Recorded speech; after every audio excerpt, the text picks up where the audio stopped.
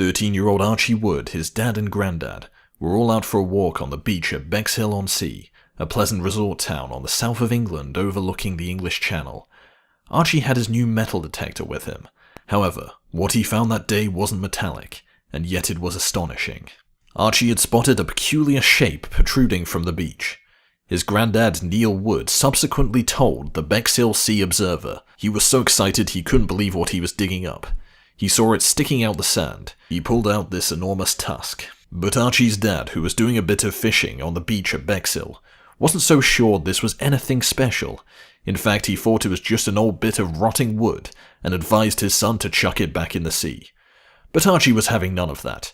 He was determined to hang on to his discovery, and the story of his then made its way onto the local newspaper, with the tusk being identified as belonging to a prehistoric mammoth, which is a pretty exciting discovery in an English seaside town. That wasn't the end of the story, however. A few months later, Archie and his family paid a visit to the Isle of Wight.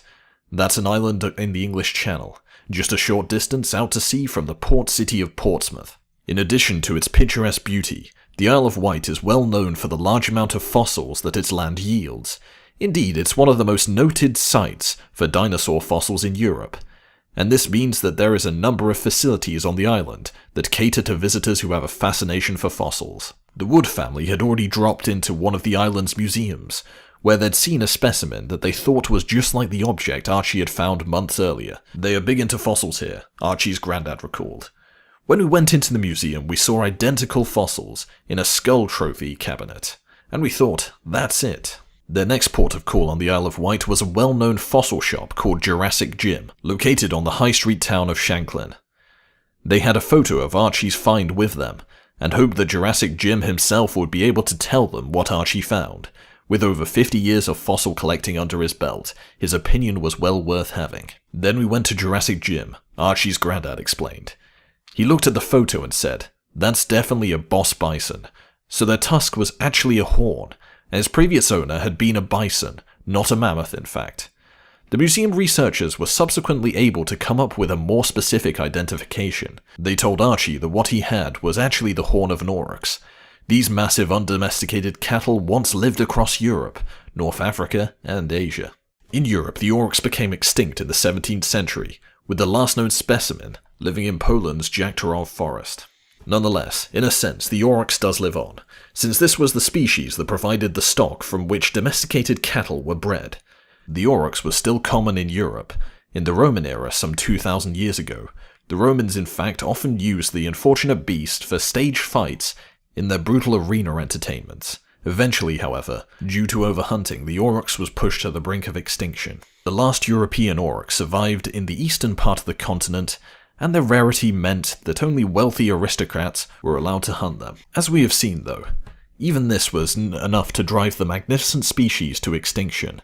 Archie's ancient aurochs horn is most likely between 4,000 and 6,000 years old, from a time when the south of England was heavily forested.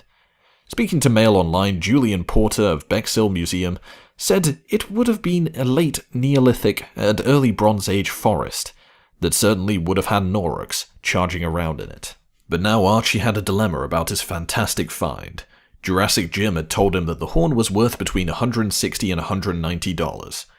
That's really quite a lot of money for a 13-year-old boy. Rather a tempting amount. But after wrestling with his conscience, Archie decided to do the right thing, and his decision was to donate his find to the Bexhill Museum, where it is now on display. Speaking to the Bexhill-on-Sea Observer, Porter said it was a fantastic addition to the collection. It's an aurochs, a species I'm very fond of.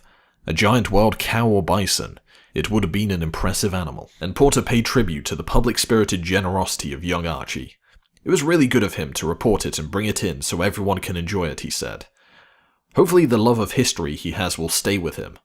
Archie's dad thought it was a plank of wood.